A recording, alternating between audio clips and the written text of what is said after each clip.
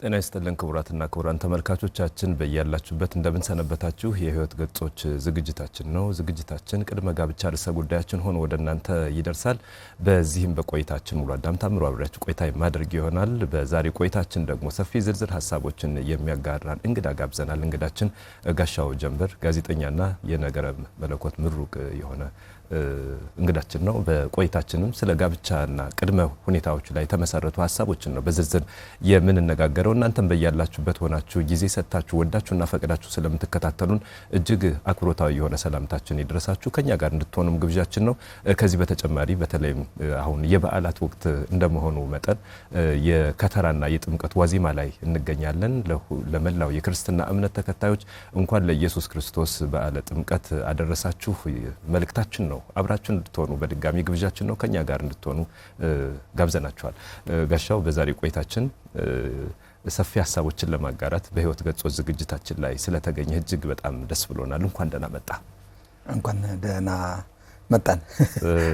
ተመልካቾቻችን ነው ሰግናው ለአይዲው እንኳን ደህና መጣሁ ነው መሰል። እንኳን ደህና መጣሁ። እንኳን ደህና ቆየኝ። በቤትም ስለሆነ ተመልካቾቻችን በብዛት ሳይሆን በዋናነት የሚያውቁ የግዕዝ ፕሮግራሙ ነው። አሚኮ ከሚያስተላልፋቸው በብዙ ቋንቋዎች ከሚተላለፉ ዝግጅቶች መካከል አንዱ በግዕዝ የሚቀርበው ዝግጅት ነውና በግዕዝ ነው የሚያውቁ። ዛሬ ደግሞ በህይወት ገጾች በኩል ተገልጠሃል። እንኳን ተገለጥክ። አመሰግናለሁ። የህይወት ገጾች ማይጠቀለለው ገጽ የለምና እና አንድ ገጽ ነው። በአንድ ገጽ በኩል ደግሞ ተከሰትኩ ማለት ነው። በዛሬው ገጻችን ላይ የተከሰትከው እንግዲህ በዛሬው ቆይታችን ተመልካቾቻችንም እንዲረዱት የምንፈልገው በተለይ በግዕዝ ፕሮግራሞች ብቻ ሳይሆን ጋሻው ያው አንተ እያልኩ ነው የምቀጥል ጋዜጠኛ አንቱ እያልን እንዲሁ በጣም እንትን ካብንል እንዳትርቅብኝም ከማሰብ ነው እንጂ አክብሮቴ እንዳለ አለ።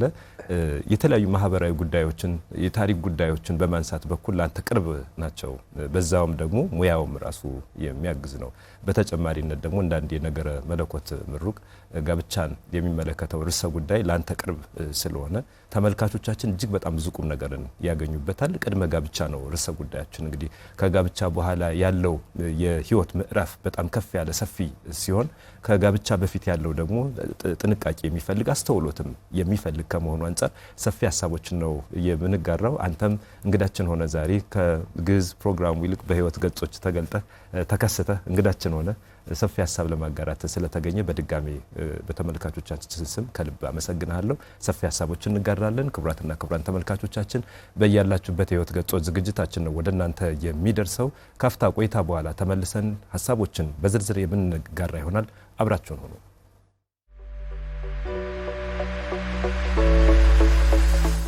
የህይወት ገጾች በስነ ልቦናና አእምሮ ጤና ባለሙያዎች የተዘጋጀ ወደ እናንተ የሚደርስ ሳምንታዊ ቴሌቪዥን ፕሮግራም። በስነ ልቦና አእምሮ ጤናና ማህበራዊ ጉዳዮች ላይ ባተኮሩ ዝግጅቶቹ ከእናንተ ጋር ይቆያል። ከፍተኛ ልምድ ያካበቱ ምሁራን ሙያዊ ትንታኔ የሚሰጡበትና ልምዳቸውን የሚያካፍሉበት የህይወት ገጾች ምርትና አገልግሎቱን በማስተዋወቅ በአጋርነት ከኛ ጋር ይስሩ። በፕሮግራማችን ታተርፋላችሁ። ከኛ ጋር ስለሆናችሁ እናመሰግናለን። የህይወት ገጾች ቅዳሜ ከረፋዱ 4 ሰዓት እስከ 5 ሰዓት በቀጥታ ስርጭት፣ በድጋሚ ሐሙስ ከቀኑ 11 ሰዓት እስከ 12 ሰዓት ወደ እናንተ ይደርሳል። የሻምቦ ብሮድካስቲንግ እና ሚዲያ ፕሮዳክሽን ከአማራ ሚዲያ ኮርፖሬሽን ጋር በመተባበር የህይወት ገጾች ተመልሰናል። ክቡራትና ክቡራን ተመልካቾቻችን የህይወት ገጾች ዝግጅታችን ወደ እናንተ እየደረሰ ይገኛል። ጊዜ ስለሰጣችሁን ከልብ እናመሰግናለን። ቅድመ ጋብቻ ርዕሰ ጉዳያችን ነው። በዛሬ ቆይታችን ሰፊ ሀሳቦችን እንጋራለን። ጋዜጠኛና የነገረ መለኮት ምሩቅ ጋሻው ጀንበር እንግዳችን ነው። አብራችሁ እንድትሆኑ ጋብዘናችኋል። ከኛ ጋር ሆኑ። ጋሻው በተለይም ለተመልካቾቻችን እንዲያው ርዕሰ ጉዳያችን በግዕዝም ብታስተዋውቅልን ደስ ይላል። ምን ማለት ነው የሚለውንም በዛው ደግሞ ተርጉመህ ማለት ነው። የዛሬ ቆይታችን ርዕሰ ጉዳይ ሆኖ የሚለውን በግዕዝ ግዙን ይዘነው ባንመጣም ቢያንስ እንደው ርዕሰ ጉዳያችን ቅድመ ጋብቻ ነው የሚለውን ንገርልን እባክህ። እውነት ነው። መቅደመ ኩሉ ነገር በዝንቱ መርሃ ግብር ንትናገር በእንተ ስብሳብ አው ክብካብ ይትበሃል በልሳነ ግዕዝ። በዝንቱ ቅድመ ስብሳብ አው ቅድመ ራሱ ግዕዝ ነው ቅድመ የሚለው ጋብቻ በሚለው ከአማርኛው ስለወሰደ ነው እንጂ ያ ነው። ስለዚህ ስለሱ ነው ውይይት የምናደርገውና ያው ጀመረዋለሁ በዚሁ ማለት ነው። በጣም እናመሰግናለን። አመሰግናለሁ። ይሄ በተለይም የቀደመ እውነት ነው ብዙ ታሪኮች ጋብቻ እንግዲህ ወቅቱ ራሱ በወቅቱም እንደዛ አይነት ጉዳይ መነጋገራችን ጥሩ ነው። ወርሃ ጥርም አይደል? ጥር የኢትዮጵያ ወራቶች ስያሜዎቻቸው ሳይቀር እንኳን ራሱን የቻለ ወቅታዊነትን ይዘው የሚመጡ ነገር አላቸውና ጥርም አንዱ አጥሬ ነው የግዕዝ መነሻ ቃሉና የጉዳዩ ርዕሰ ጉዳዩም ከሰርግ ጋር የተገናኘ ከመገለጥ ከመከሰት ጋር የተገናኘ ወደ አንድነት ወደ ህብረታዊነቱ የሚታይበት ዘመን ነውና ቅድም አንተ ስትለው እንደነበረው ከመግቢያው ላይ የጥምቀት በዓል ዋዜማ ላይ ያለነውና የዋዜማ ላይ ስለሆነ ያለ ነው። ይሄ በወርሃ ጥር ደግሞ በጣም የጥምቀቱን ተከትሎ ልደትን ተከትሎ የሚመጡ በጣም ብዙ የእሱ ቅርንጫፍ የሆኑ እሱን ትሩፋት አድርገው የመጡ ደግሞ በተለይ የጋብቻ ስርዓታችን መምጣቱ በጣም ትልቅ ርዕሰ ጉዳይ ነው። ያመጣችሁት ርዕሰ ጉዳይ ሸጋ ሀሳብ ነው። ጋብቻ ትልቅ ተቋም ስለሆነ ማለት ነው። በጣም ያው ጋብቻ ትልቅ ተቋም ነው የሚለው ራሱ ማጠንጠኛ ሀሳባችን ነው። ግን ጋብቻ ራሱ ምንድን ነው ማለት ስለ ሰው ስናስብ አብሮ ከትውልድ ትውልድ ከእያንዳንዱ ነገሩ ስርዓትና ህይወት ክብር ባለው ነገር ላይ የሚመራ ስለሆነ ጋብቻ ምንድን ነው፣ ዓላማውስ መሰረቱስ ምንድን ነው የሚለውን እናስቀድማለን። መልካም ነው። ጋብቻ በተለያየ መንገድ የብያኔ ደረጃዎች ይኖሩታል። ዓለም አቀፋዊ ብያኔም ሀገር አቀፍ የሆኑ ብያኔዎችም አሉት። እንደ ሀገር አቀፍ የሆነ ብናይ ለምሳሌ እንደ ኢትዮጵያ ቤተሰብ መምሪያ ኢትዮጵያ የፍትሐ ብሔር ህግን ስታየው ሁለት ወንድና ሴት የሆኑ የሚመሰረቱት ነው የሚለው። ሌላው ዓለም አቀፋዊ የሆነውን ጋብቻ ምንነቱን ደግሞ እንደ ብያኔ መስጠት ሲጀምሩ ሲፈልጉ እንደ ጊዜው አድርገው ይወስዱታል። በእርግጥ በጥንታዊ ሮም በጥንታዊ ግሪክ አነሳስ መሰረት ካየው ነፃ የሆኑ ሰዎች የሚያደርጉት ጊዜያዊ ኑሮ ወይም ደግሞ ጥምረት ነው ብለው ነው የሚገልጹት። ይሄ ራሱ የቻለ ትንሽ ችግር ያለው ይመስሎ ይሰማል። ለምን ነፃ የሆኑ ሰዎች ይላል። ነፃ የሆኑ ሰዎች ብለው በእርግጥ በሮማውያን ጊዜ ነፃ የሆኑ ሰዎች ብሎ የሚጠራቸው ያ ማለት የንጉሳውያን ቤተሰብና በጣም ይሄ አንደኛና ሁለተኛ ደረጃ የሚባሉ የዜግነት ክብር ማዕረግ ተሰጥቷቸው ያሉት እነሱ የሚያደርጉት ጋብቻ ለማለት ነው። ከዛ ውጭ ያሉት ይሄ ሶስተኛው የሚባለው ደግሞና ባሪያ የሚባለው ያለው እሱ ጋብቻ ስለማይፈቀድለትም ከነሱም ጋር የመጀመሪያው ደረጃ ያለውና ሁለተኛ ደረጃ ያለው ከነሱ ጋር ጋብቻ ስለማይመሰረት ነፃ ያልሆነ ተብሎ የሚጠራ ስለሆነ እና ግን ከዛ ደግሞ ኢመርጅ ያደረገ ነው። ዓለም አቀፉን ስታየው በጊዜያዊነት ነው የሚለው። ወደኛ ስታመጣው ደግሞ በሴትና በወንድ ሆኖ ቅሉ በተለይ ደግሞ የኛ ደግሞ መዝገበ ቃላታችን ደግሞ አለቃ ኪዳነ ወልድ ክፍሌ ደግሞ ይለዋል ከብካብ ይለዋል በግዕዙ ወይም ደግሞ ሰብሳብም ይለዋል። ሰብሳብ ይለውና ተላጽቆ ወይም ደግሞ አንድነት ቅልቅልነት ይለዋል። መቀላቀል፣ መዋሃድ፣ አንድ መሆን ብሎ ያመጣዋል። እና ጋብቻን በዚህ አይነት መንገድ የሚተረጉሙት አሉ። በእኛም ደግሞ በእንደዚህ አይነት መንገድ ይተረጉማል። በእርግጥ የኛ የቤተሰብ ከሌሎች አንጻር በአንጻራዊነቱ ነው። በተለይ 1952 እና ከዛ የተሻሻለው ደግሞ 1992 የቤተሰብ ህጉን ስታየው እንደዛ በንጽር ሴትና ወንድ ብሎ ያመጣዋል። ይህ ጥሩ ነው። ሴትና ወንድ የሚመሰረቱት መሆኑን እውቅና መስጠቱ ራሱ አንዱ ትልቅ ነገር ነው ብዬ አስባለሁ። ብዙ መሻሻል የሚገባቸው ነገሮች እንዳሉ ሆነው ግን በዋናነት ጋብቻ ማለት ቃሉ ራሱ ስታየው ጋ እና ብቻ ነው የሚለው አይደል? እንትና ከእንትና ብቻ ጋር ብቻ ነው የሚለው። ብቻነት ያለው ነገር አለ ማለት በሁለት ሰዎች መካከል ወይም በሁለት ጾታቸው ሴትና ወንድ የሆኑ ተቃራኒ የሆኑ ከሁለትነት ወደ አንድነት የሚመጡበት ከተለያየ ከባዕድ ወደ ዝምድና የሚመጡበት ወደ ከራቀ ዝምድና ወደ ቀረበ ዝምድና የሚመጡበት ያ ህብረት የአንድነት ተላጽቆ ወይም ደግሞ የጋራ ህብረት ጋብቻ ልንለው እንችላለን ማለት ነው። ከዛ አንፃር መሰረቱ ምንድነው ካልን መሰረታዊ ነገሩ መሰረቱ የጋብቻ መሰረቱ መተማመን ነው። መተማመንን ያመጣዋል እንግዲህ እምነት ላይ ያመጣው ይችላል ማለት ነው። መሰረቱ መተማመን መሰረት ያደረገ ወይም ደግሞ መነሻ ያደረገ ነው። ሁለት የሚተማመኑ ሰዎች ናቸው የሚዋደዱ መሆናቸው የሚገልጹበት መንገድ መተማመን ነው። ያለ እምነት መሰረት አይኖርም። እኛ መሬቱን የምንረግጠው ስናምን ሆኖ መሬቱን ተንዶ ተከፍቶ እንደማይወጠን ወይም መሬቱ እንደማይነድ ስናምን ነው ረግጠ ነው የምንሄድ መሬቱና ሁለት ተጋቢዎችም ሲጋቡ መሰረታቸው መተማመን መኖር አለበት። ከእምነት ቀጥሎ ፍቅር ይኖራል። ፍቅር እነዚህ በተለይ ሶስት ጉልቻ ትዳር ሶስት ጉልቻ ሌላኛው ስሙ እና ወይም ጋብቻ ሶስት ጉልቻ ይባላል። እንግዲህ ሙሽሪት ስሪ ጉልቻ ይባላልና ስሪ ጉልቻ ወደኛ ሶስት ጉልቻ መሆን ማለት ምንድነው? ሶስቱ ነገሮችን ያዋሃደ ነው መሰረቱ ማለት ነው። እምነትን፣ ፍቅርና ተስፋን በእምነት መመስረታቸው ሁለቱ መተማመናቸው ነው። መሰረታቸው እሱ ስለሆነ መተማመን ስለሆነ ቀጥሎ ፍቅር ያመጣዋል። ፍቅር ደግሞ ማያያዣው ቀመሙ ነው። ሁለቱ እንዲዋሃዱ የሚያደርጋቸው ተዋህዷቸውን አንድነታቸውን አስጠብቆላቸው የሚሄደው ፍቅር ስለሆነ ሸማው ማለት ነው።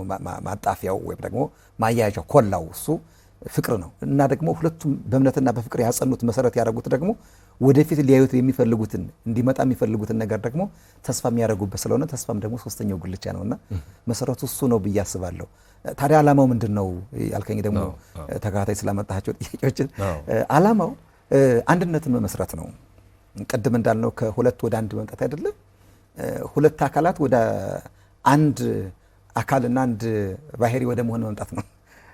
በዚህ በመንፈሳዊ ዓለም ከሁለት አካል አንድ አካል ከሁለት ባህሪ አንድ ባህሪ የሚባል አስተምረው አለ አይደል? በዚህ በክርስቲዮሎጂ የሚባል የነገረ ሶስት ትምህርት እና ከዛው ስታዩ ጋብቻ ማለት እሱ ነው ይላል። ምን ማለት ነው? ሁለት አካል ናቸው። ሲያያቸው ግን ሁለት አካል ያላቸው ናቸው። ተጋብተውም እንኳን ግን ተጋብተውም ቢሆን ምንድን ናቸው? አንድ አካል ነው የሚያዩት። ምክንያቱም እንደ አንድ አካል ነው የሚያስቡት። እንደ አንድ ልብ መካሪ፣ እንደ አንድ ቃል ተናጋሪ ሆኖ ነው የሚኖሩት እና ሀሳባቸው የሀሳቡ ደስ ስለሚመጣ አካላዊ ምክንያቱም የሱ አካል የሱ አካል የሱ ስለሆነ አንዱ የአንዱን አካል ገንዘብ ስለሚያደርግ አንዱ በአንዱ አካል በህልውናም ስለሚገናዘቡ ይሄ ፊዚካል መገናዘቡ አይደለም። በተለይ ስፒሪቹዋል ብለን የምንጠራው መንፈሳዊ መገናዘቡ የሚለው ስሜታዊ መገናዘቡ አብሮ ስለሚኖር የአካልም የመንፈስም ተዋህዶ ይኖራቸዋልና ዓላማው አንድነት ነው። አንድ መሆን ነው። አንድ እንዲሆኑ ነው የጋብቻ መሰረታዊ ዓላማ። ከዛ ከአንድነት ቀጥሎ የሚመጣው ምንድነው? ዘር ማስቀጠል ነው። በየትኛውም የእምነት ደረጃ የሚነገረው ዘር ማስቀጠል ነው። አንዱ አይደለ? ብዙ ወተባዙ ወምልኡ ለምድር አንዱ እሱ ስለሆነ ማለት ነው።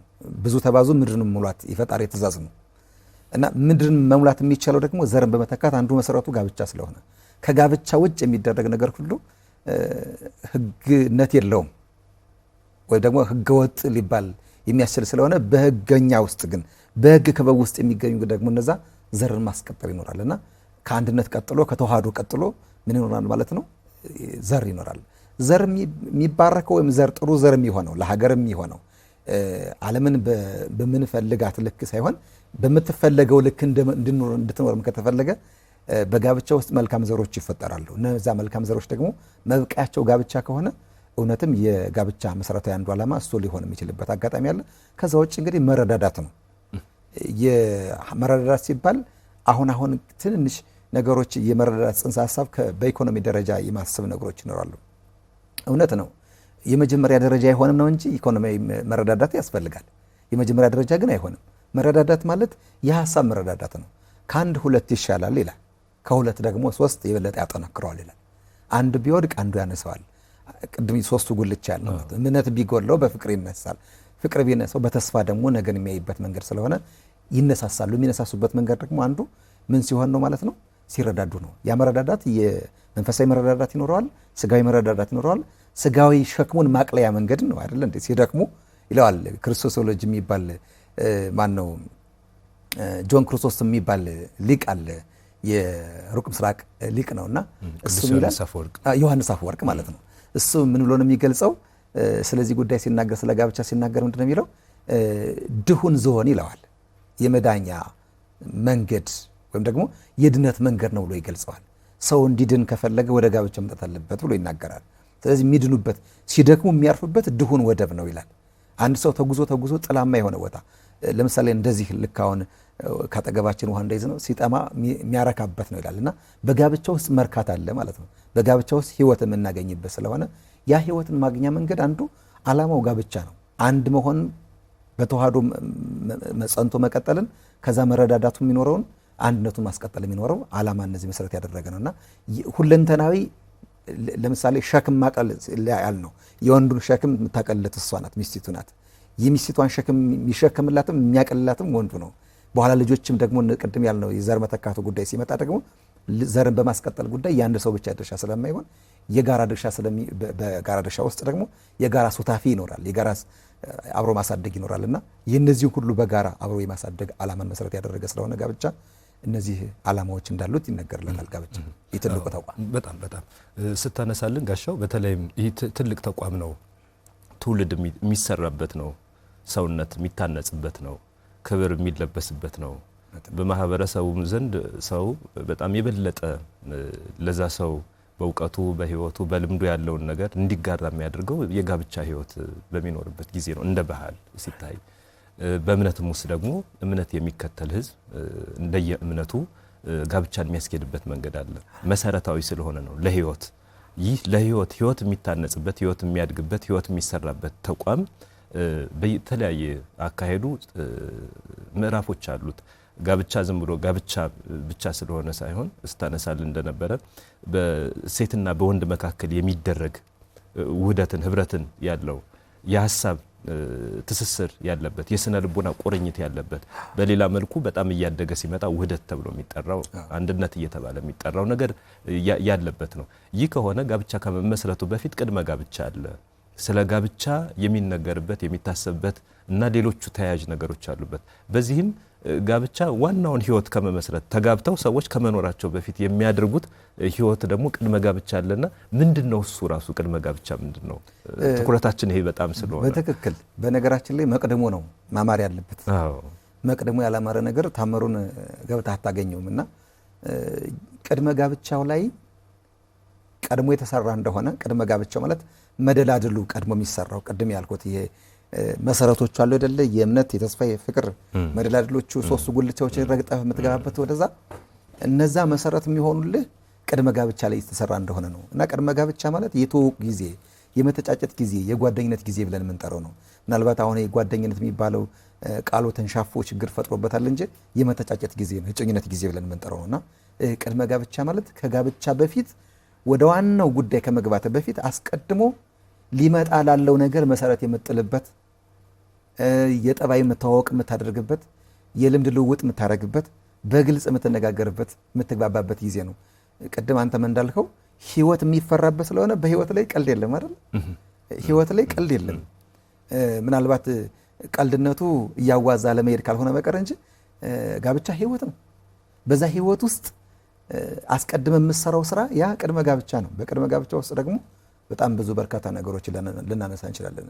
አስቀድሞ የመተጫጨት የመተዋወቂያ ጊዜም ስለሆነ ሁለቱ ተራርቀው የነበሩ ሰዎች የሚገናኙበት ጊዜ ስለሆነ መቅደሙ ላይ ብዙ ስራዎች የሚሰሩበት ስለሆነ ቅድመ ጋብቻ በጣም ትልቁና መሰረቱ እንዲያውም የጋብቻውን 50% የሚያስኬደው ማለት ሁሉ ይቻላል። ነገራችን የጋብቻ ኑሮ አንዳንድ ጊዜ ከተገባ በኋላ እኮ ምን አይነት ጣጣ ሁሉ ሊፈጠር ይችላል።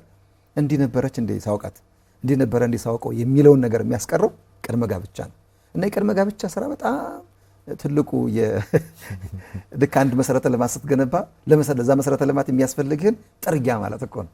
ጥርጊያ ነውና ለሀዲዱ መምጫ የሚሆነውን አስቀድሞ መስተደለለት ሀዲዱ በደንብ ይጓዛል ማለት ነው። እና ቅድመ ጋብቻ መሰረታዊ ጉዳይ ነው። በጣም ደስ ይላል ጋሻው። ክቡራትና ክቡራን ተመልካቾቻችን በያላችሁበት ህይወት ገጾች ነው ወደ እናንተ እየደረሰ የሚገኘው። በዛሬ ቆይታችን ደግሞ ቅድመ ጋብቻ ርዕሰ ጉዳያችን ነው። በዚህ ቆይታችን እጅግ በጣም ብዙ ቁም ነገርን እያገኛችሁ እንደሆነ ተስፋ እናደርጋለን። ካፍታ ቆይታ በኋላ ተመልሰን ተገናኝተን ሀሳቦችን እንጋራለን።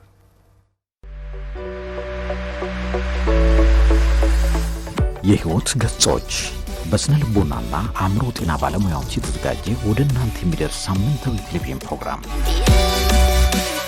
በስነ ልቦና አእምሮ ጤናና ማህበራዊ ጉዳዮች ላይ ባተኮሩ ዝግጅቶቹ ከእናንተ ጋር ይቆያል።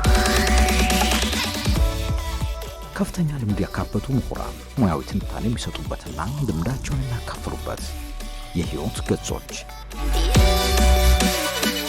ምርትና አገልግሎቱን በማስተዋወቅ በአጋርነት ከኛ ጋር ይስሩ። በፕሮግራማችን ታተርፋላችሁ። ከኛ ጋር ስለሆናችሁ እናመሰግናለን። የህይወት ገጾች ቅዳሜ ከረፋዱ 4 ሰዓት እስከ 5 ሰዓት በቀጥታ ስርጭት በድጋሚ ሐሙስ ከቀኑ 11 ሰዓት እስከ 12 ሰዓት ወደ እናንተ ይደርሳል።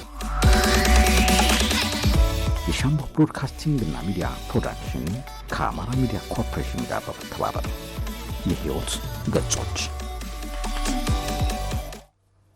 ተመልሰናል። ክቡራትና ክቡራን ተመልካቾቻችን የህይወት ገጾች ዝግጅታችን እየደረሰ ነው። እጅግ በጣም ብዙ ቁም ነገርን የምታገኙበት ርዕሰ ጉዳይ ነው ዛሬ ያነሳ ነው። ቅድመ ጋብቻ ርዕሰ ጉዳያችን ነው። ሌሎች ሀሳቦችን እንድትጋሩና አሁንም ጋብዘናል። ከኛ ጋር ነው። ጋሻው ስታነሳል እንደነበረ ይህ የቅድመ ጋብቻ ጊዜ መሰረታዊ ነው። መሰረተ ልማትን በጥንቃቄ አቅደን አስበን አልመን እንደምናስኬደው ሁሉ ወይም አንድን ህንጻ ስንሰራ ከመሰረቱ እጅግ ብዙ ነገሮችን ነው የቤዝመንት የሚጣልለት። ለቀጣይ ወለሎች መሰረቱ ታች ያለው ነገር ነው። ለቀጣዩ የህይወት ምዕራፍ ይልቁንም ጋብቻ ለተሰኘው ታላቁ ህይወት መሰረቱ ከጋብቻ በፊት ያለውን ነገር ማሰብ ማስተዋል ነው። አንዳንዴ በሚታይ ነገር ላይ ተመስርተን ምንጓዝባቸው ነገሮች አሉ። በዛው ልክ ደግሞ ለማሳደግም ክፍተት ካለ ክፍተቱን ተቀብሎም ለመጓዝ አንዳንዴ ሙሉ ነገርን ብቻ ላይሆን ይችላል የሚጠበቅ ሰው የሚያድግ ፍጡር ነው። ባልና ሚስት ሆነው ሲኖሩ ደግሞ የሚያሳድጓቸው የሚለውጧቸው የሚኖሯቸው ነገሮች በራሱ ህይወቱን ከፍ ያለ ደረጃ ያደርሱታል። ነገር ግን ከነገ ይልቅ ዛሬ ያለንበትን ነገር ማስተዋል ተገቢ ነውና በዚህ ስለ መተጫጨት እያነሳልን ነበር። መተጫጨት ራሱ ምንድን ነው? አሁን አንዳንዴ ከመተጫጨት ውጭ ባለ ህይወት የሚጓዙ ጉዞች ሊኖሩ ይችላሉ። ህግን፣ ስርዓትን፣ ሃይማኖታዊ ነገሮች እንዲሁ እንደ ቅድመ ሁኔታ ያለመጠቀም ሊታይ ይችላል። እንግዲህ አንዳንዴ ሰውን እንደራሱ ነው ሊኖር የሚችለው። ተገቢ ነው እያልን አይደለም። ግን መተጫጨት ራሱ ምንድን ነው? ከዚህ በቅድመ ጋብቻም በመተጫጨት ጊዜም ቅድመ ዝግጅት አለ። እነዛ ዝግጅቶች ምን ናቸው? ምን ሁኔታዎች ናቸው ግምት ውስጥ መግባት ያለባቸው? አይ በቃ ደስ ብላኝ ነበር በሚል ብቻ በቃላት የሚታለፍ ነው ወይስ አጽንኦት የምንሰጣቸው ትኩረት የምንሰጣቸው ጉዳዮች አሉ? ካሉስ ምን ነገሮች ናቸው ብታነሳልን ደስ ይለኛል። በጣም ድንቅ ነው። አንድ መሰረተ ልማት መንገዱ ያማረ የሚሆነው ቅድም እንዳልነው ሲሟሉለት ነው። በቅድሚያ ማለት ነው። መንገድ ሲሰራ ከመንገዱ ጋር አብረው የመብራት የኢትዮ ቴሌኮም አገልግሎቶች ውስጥ ላይ ከመስመሩ ውስጥ ሊሆን ይችላል። እነዚህ ነገሮች ይኖራሉ አይደል? መብራቱ ይኖራል።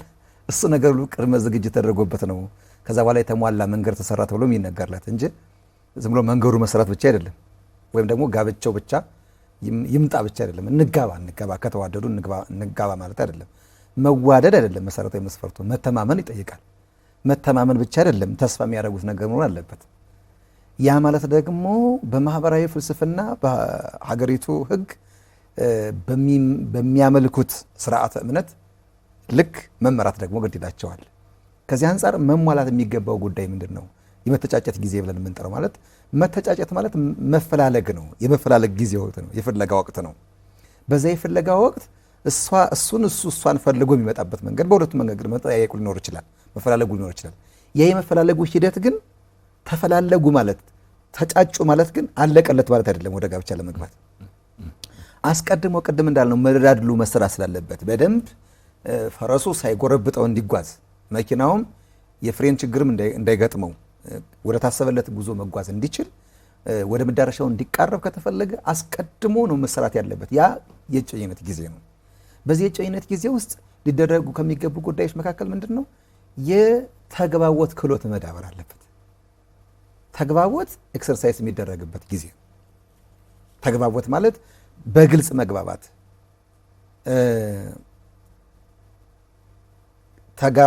እጮኛይቱ ሀ እና እጮኛ ለ ሲነጋገሩ ሁለታቸው ሲግባቡ ወይም ደግሞ ወደፊት ባልና ሚስት ሊሆኑ የሚፈልጉ ሁለቱ አካላት በግልጽ መወያየት ይጠበቅባቸዋል። ግልጽ ውይይት ነው አንዱ መሆን የሚገባው ብዬ የማስበው። ችግሩን ነገ የሚፈጠረውን ችግር መፍታት የሚቻለው አሁን በግልጽ መነጋገር ሲቻል ስለሆነ ለብዙ ጊዜ ሲነሳ አይተህ ከሆነ እንዲህ ይሆናል ብዬ አልጠበኩም ነበር ወደዚህ ስገባ የሚል ሰው ታገኛለህ። እንዲህ አይነት ጠባይ እንዳላት አላውቅም ነበር ይላል። እንዲህ አይነት ጠባይ እንደነበረው አላውቅም ነበር።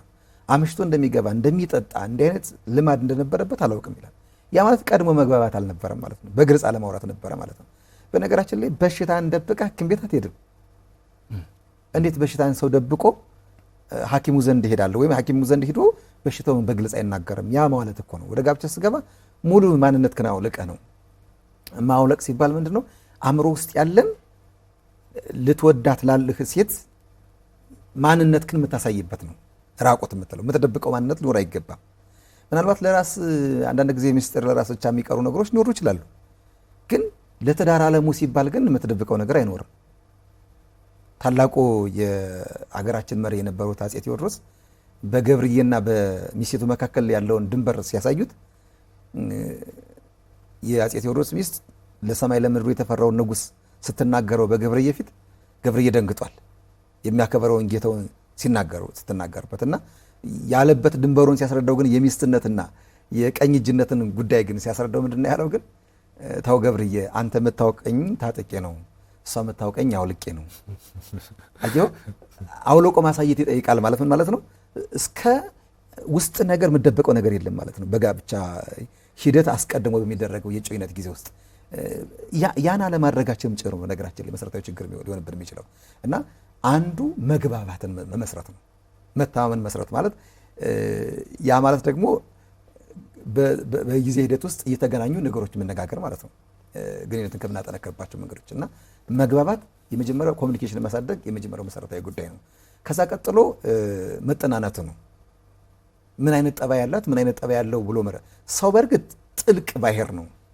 ከዚህ ዓለም ስፋት የሰው ልጅ አእምሮ ስፋት ይበልጣል። ከአእምሮ ስፋት ይልቅ ደግሞ የሐሳቡ ስፋት ደግሞ ከአእምሮ ይበልጣል ይላል እና የሐሳብ ብዙ የሆነው ጥልቅ የሆነው አይመረመሬ የሆነው የሰው ልጅ ጠባይ ግን ቢያንስ እንዲሁ ለመነሻ እንዲሆን ያክል እንኳን መጠናናት ያስፈልጋል።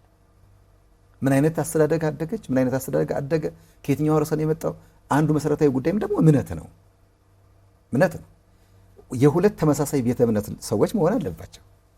የተለያየ ሆነው ዋናው ፍቅር ነው እንጂ መኖር እንችላለን፣ እሱ ውሸት ነው። በነገራችን ላይ ፌክ ነው፣ እያየ ነው። በተለያየ እምነት ውስጥ ሆነው የተጋቡ ሰዎች ለጊዜው ለስሜት እርካታ ተገናኝተው ፍሬ እስከ ማፍራት ደረጃ ደርሰዋል፣ አልዘለቁም። ግን አንዳንዶቹ ፍርድ ቤት ላይ ናቸው፣ አንዳንዶቹ ተፋተዋል። በአካል የምናውቋቸው እንኳን ጓደኞች አሉ። አንዳንዶቹ እንዳልኩ በፍርድ ቤት ኬዛቸው ያሉ አሉ፣ አንዳንዶቹ ደግሞ ተፋተው ልጆቻቸው ተበተው ነው ያሉት። ስለዚህ አጋብቻው አልሰመረም ማለት ነው። ስለዚህ በተመሳሳይ ቤተ እምነት ውስጥ ያለ የተመሳሳይ አስተምሮ የጠነከረ መንፈሳዊ ብስለት ኖራቸው ያስፈልጋል እና ብስለት ያስፈልጋል። መንፈሳዊ ብስለት የሚለው አካላዊ ብስለት እንዳለ ሆኖ ማለት ነው እና ኢኮኖሚያዊ ብስለትም እንዳለ ሆኖ እነዚህ ነገሮች ሁሉ እንዳለ ሆኖ እነዚህ ብስለቶች እንደ መቅደም ሆነው የሚያስፈልጉ ናቸውና ተግባቦትና መጠናናት ያስፈልጋል። እስከምን ድረስ ነው መጠናናት የሚገባው? የግድ ዓመታት ላይ ፈጁ ይችላሉ፣ ወራታትን ብቻ ላይ በቁት ይችላሉ። ግን በምን ልክ ነው የምናጠነው የሚለውን ምናልባት አሁን በምናየው ልክ የመጠናናት ዘዴ ላይ ሆን ይችላል። የሃይማኖት አስተምሮ በሚሉት ልክ መሆን እንዲገባ ስለሚመከረ ማለት ነው።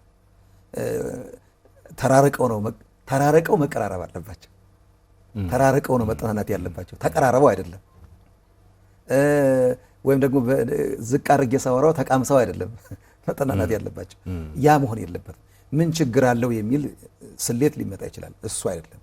ከምን ችግር አለው ጀርባ ችግር ስላለው ነው እንደዛ ያልነው እና ያ ሁሉ በቅድመ ዝግጅት ውስጥ የሚያስፈልጉ ምክረ ሀሳቦች ናቸው ብዬ አስባለሁ። በጣም ትልቅ ሀሳቦችን ያነሳው ጋሻው። በተለይም ጋብቻ ለእያንዳንዱ የሰው ልጅ ሕይወት ውስጥ እጅግ አስፈላጊ ነገር ነው።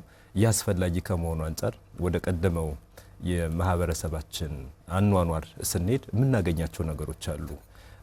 ወላጆቻችን የብዙዎቻችን ሲያወሩ ሲነግሩን ሕይወታቸውን እንደምናቀው እንደምንሰማው እንደሰማነው እንደኖሩትም የሆነ የማያውቁትን ሰው ከሆነ ቦታ የእንትና ልጅ ጥሩ ናት የእንትና ልጅ ጥሩ ነው ተብለው እነሱ በቀጥታ ተነጋግረው ሳይሆን ከነሱ የሚቀድሙት ወላጆቻቸውም ወይ ደግሞ መልካም ሰዎች፣ ሽማግሌዎች፣ አረጋውያን፣ የእምነት ሰዎችም ሊሆኑ ይችላል አገናኝተዋቸው ሕይወትን መስርተው አሳድገው ልጅ ወልደው ሀገር አስከብረው ኖረዋል።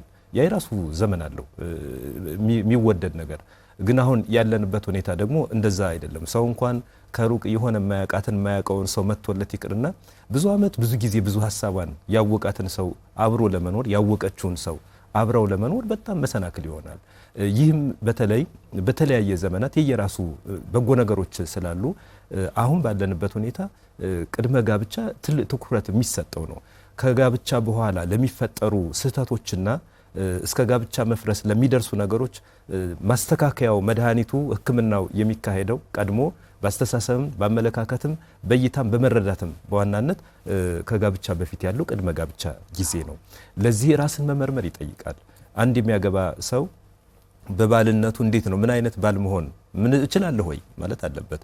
አይንጋባ በሚል ማለት እችላለሁ ወይ እኔ ባል የመሆን ቤተሰብን የመምራት ኃላፊነትን የመወጣት ስራዎችን ሰርቶ አስተሳሰብን አሳድጎ በማህበረሰቡ ሴት በእምነት ህግ ስርዓት የመመላለስ አቅም አለኝ ብሎ መመርመር ይኖርበታል። ራሱ ጋብቻን መረዳት ይኖርበታል። ጋብቻ ምንድነው አላማው የሚሉ ነገሮች ይኖራሉና መጠቅለያ ሐሳቡ ለነዚህ ሁሉ ምንድነው ነው ማሰሪያው በጣም ሊጤኑ መሰረታዊ እንደ አምድ የሚቆጠሩ በዚህ በቅድመ ጋብቻ የሚጤኑ ነገሮች ትኩረት የሚሰጣቸው ጉዳዮች ይኖራሉ። እንደው ማሰሪያውስ ራሱ ለእንደዚህ አይነት ነገር ምንድነው? ማሰሪያዎቹ ቅድም እንዳልናቸው ህጎች ናቸው። ህጎች ስንል ምንድነው? በተለይ ደግሞ እሴት ለምንጠራቸው እሴት እንዲሆን ያደረገው ባህልና እሴት እንዲሆን ያደረገው ደግሞ እምነት ማለት ነው፣ ወይም ደግሞ ሃይማኖት ብለን የምንጠራው መጠቅለያዎቹ ማሰሪያዎቹ እነሱ ናቸው። ቅድም እየዋለሁ በተወሰነ መንገድ ነካ ለማድረግ የሞከርኩት ምንድነው እነዚህ ማሰሪያ ቁልፎች ናቸው። በእነዚህ ያልታሰረ ቁልፍ በእነዚህ ያልታሰረ ነገር ይፈታል። ሲፈታ ደግሞ የመጨረሻ አማራጩ በትዳር ውስጥ ለሚፈጠረው ችግር እንደ መፍትሄ የሚወሰደው መፋታት ነው። በቃ ካልሆነች ፍታት ይላል ወይ ደግሞ ካልሆነ ፍቹ። ለምሳሌ በመካከል መካንነት ቢከሰት ከተገባ በኋላ እንዴ አንተ እንዴት ከሷ ጋር ትኖራለህ ከሱ ጋር እንዴት ትኖሪያለሽ? በቅሎ ትመገቢያለሽ በቅሎ ትመገባለህ ሁሉ ይባባላል እኮ የበቅሎ መከረኛ ስለማትወልድ ማለት ነው በተፈጥሮ አይደል። እና ለምንድን ነው እንደዛ የሚባለው? የጋብቻ ቅድም አንተ ያልከው ዓላማ ስላልተያዘ ነው። የጋብቻን መሰረታዊ ዓላማ መረዳት ያስፈልጋል።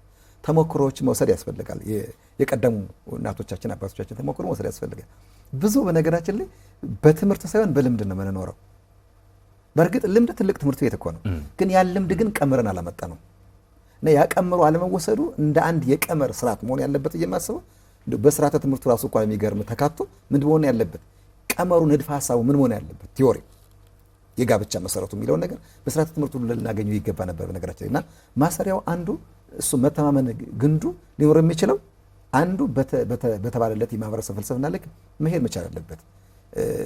ማህበረሰቡ አልሰለጠነም። ማህበረሰቡ ለረጅም ዘመናት ያዳበረውን በሃይማኖት በሀገረ መንግስት ግንባታ የተሄደበትን ርቀትን እሱን አፍርሶ መሆን የለበትም እና ድንግልና ማሰሪያው ድንግልናን ጠብቆ ራሱ መኖር ያስፈልጋል ብዬ አስባለሁ።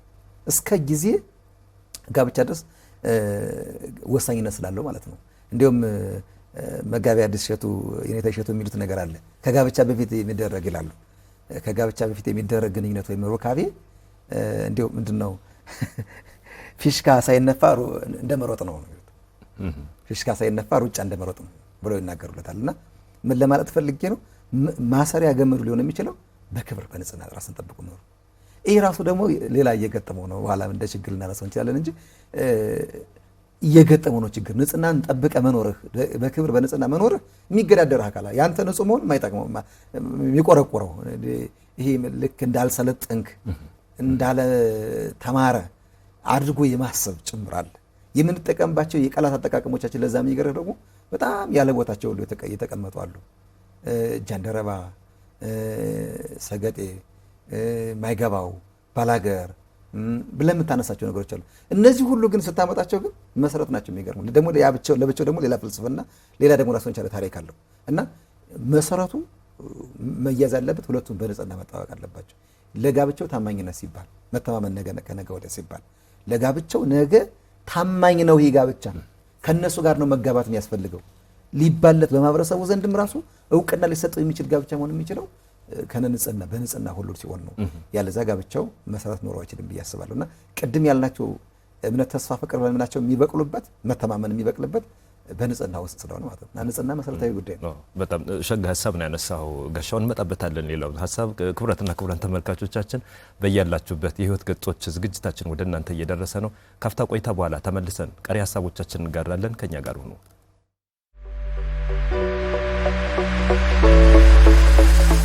የህይወት ገጾች በስነ ልቦናና አእምሮ ጤና ባለሙያዎች የተዘጋጀ ወደ እናንተ የሚደርስ ሳምንታዊ ቴሌቪዥን ፕሮግራም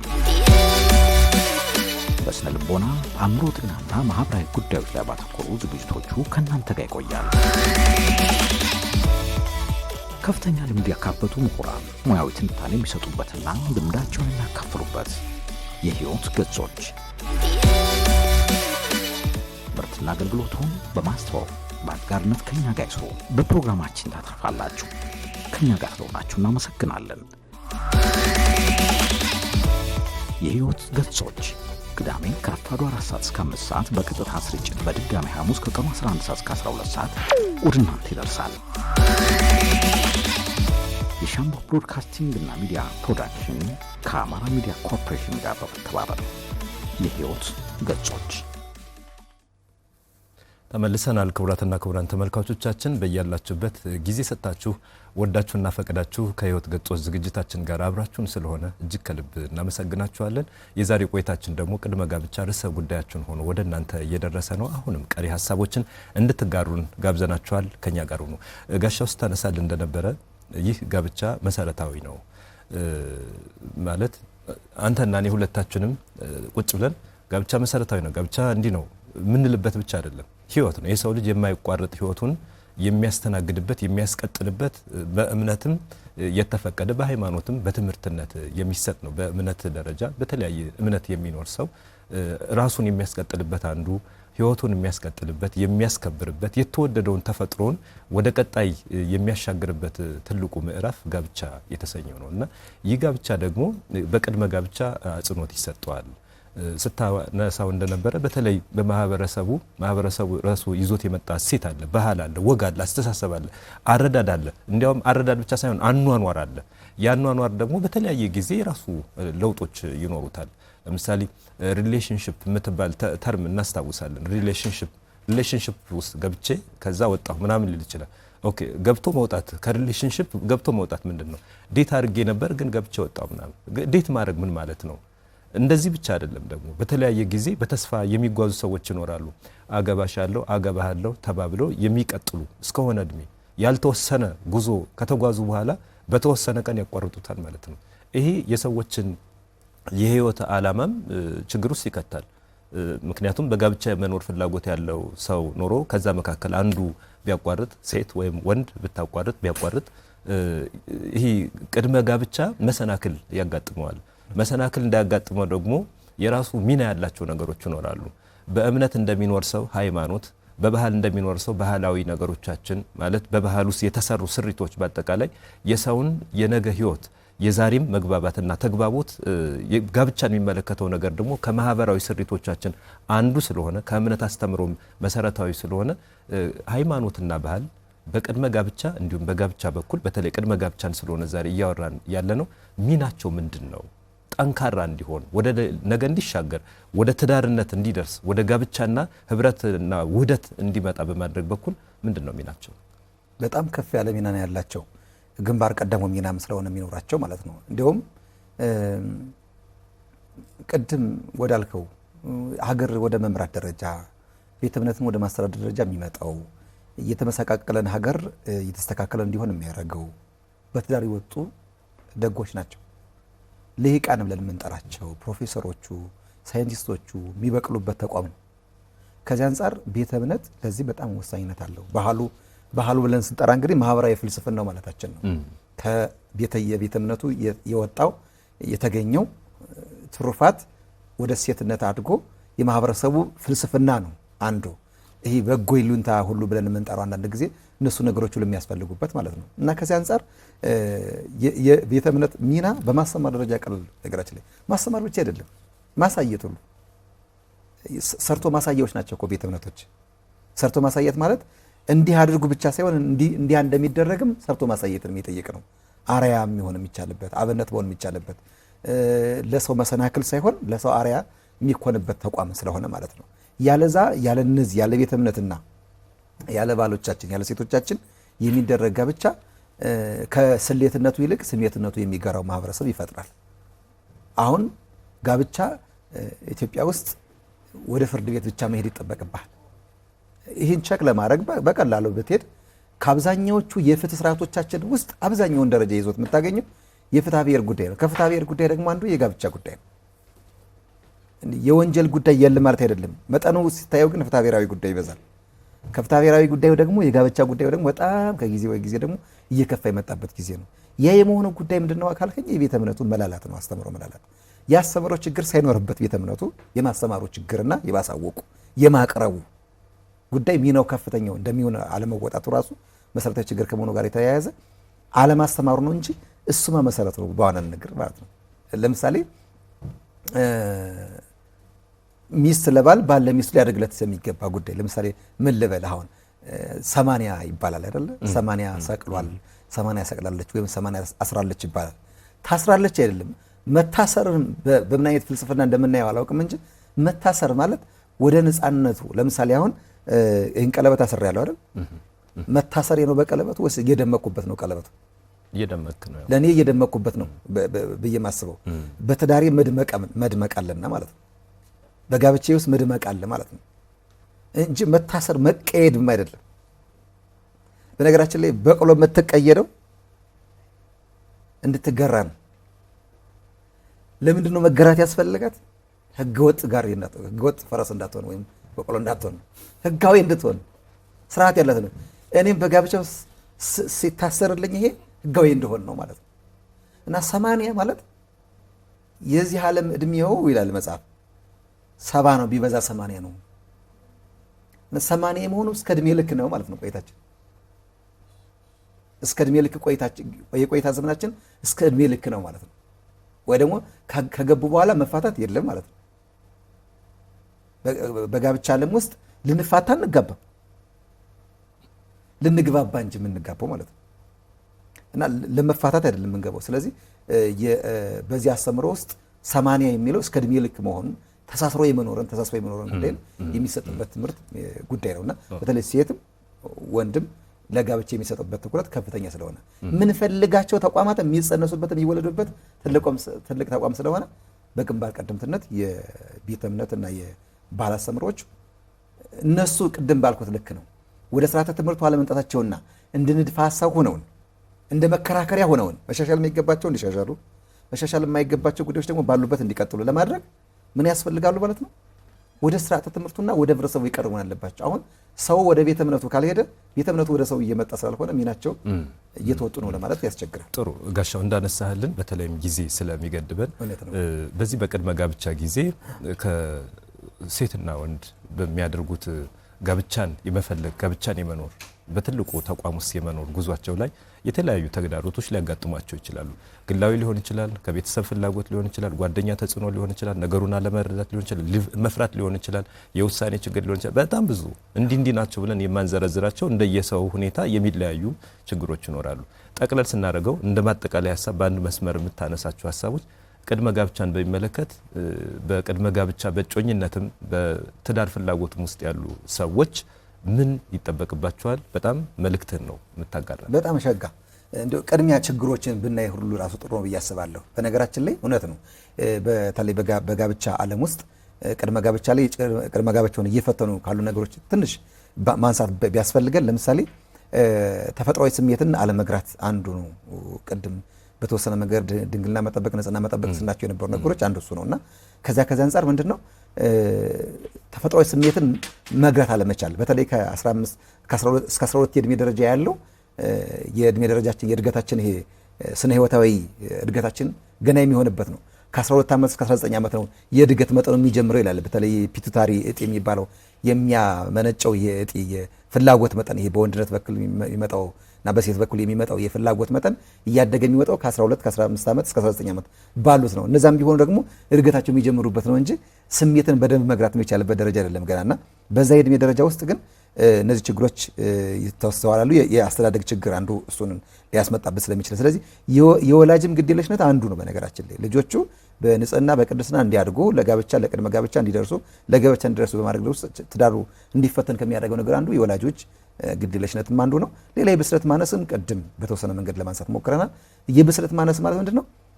ብስለት ኢኮኖሚያዊ ብስለት ይጠይቃል፣ መንፈሳዊ ብስለት ይጠይቃል፣ ስነ ልቦናዊ ዝግጅቱ እሱ ብስለት ሁሉ ይጠይቃልና የነዛ ብስለት አለመኖር ሌላው ችግር ነው። ሌላ በጣም ከባዱ እየፈተነን ያለን ቅድመ ጋብቻ ላይ ሚዲያዎች ናቸው።